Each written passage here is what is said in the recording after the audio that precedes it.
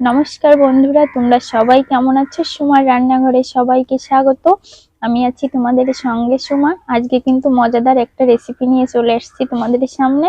কি রেসিপি করছি তোমরা আমার সঙ্গে থেকে দেখো, দেখলে হয়তো তোমাদের ভালো লাগবে। আজকের রেসিপিতে কিন্তু এই যে দেখো সিম নিয়ে নিয়েছি।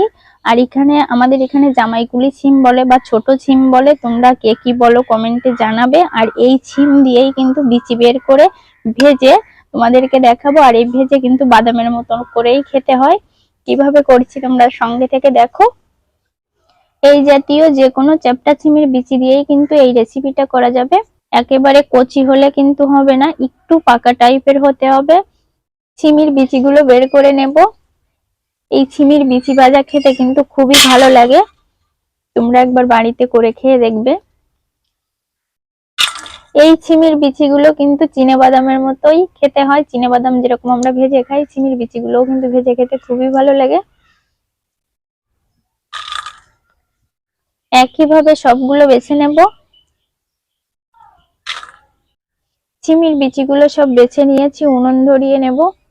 উনুন ধরিয়ে নিয়েছি, কড়াই বসিয়ে দিচ্ছি। কড়াইতে জল দিয়ে দেব।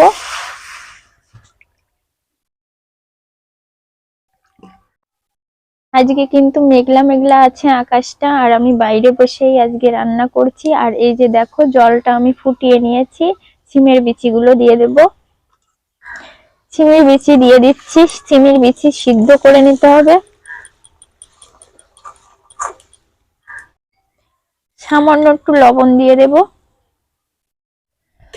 দেখো বন্ধুরা, কালারটা চেঞ্জ হয়ে গেছে, সিদ্ধ হয়ে গেছে, নামিয়ে নেব।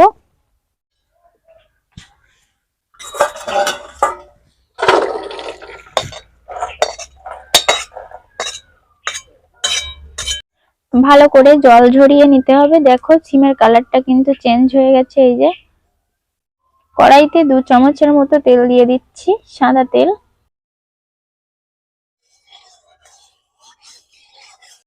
তেল খুব সুন্দর করে গরম করে নিয়েছি, সিমের বিচি দিয়ে দেব।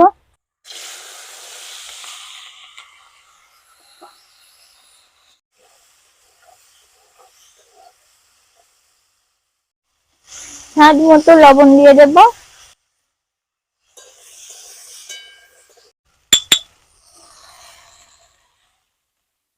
কাশ্মীরের লঙ্কা গুঁড়ো দিয়ে দেব, 1 চামচের মতো নিয়েছি।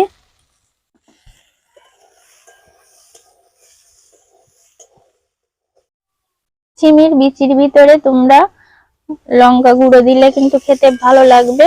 আর সায়ন খাবে, এই কারণে আমি আর লঙ্কার গুঁড়োটা দিলাম না।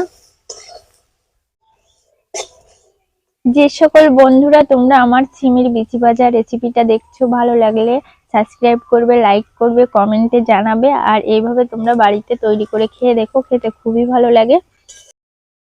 খুব সুন্দর করে লাল লাল করে ভেজে নিয়েছি, অল্প আছে। দেখো কালারটা চেঞ্জ হয়ে গেছে। খুব সুন্দর করে ভেজে নিয়েছি, নামিয়ে নেব। দেখো কতটা মুচমুচে হয়েছে, ঢেলে দিলেই বুঝতে পারছো। খেতে কিন্তু অসম্ভব ভালো লাগে। তোমাদেরকে একটু কাছ থেকে দেখিয়ে দিচ্ছি, দেখো দেখতে কতটা ভালো লাগছে। তোমরা সবাই ভালো থাকবে, সুস্থ থাকবে, আমার রান্নাগুলো দেখতে থাকবে।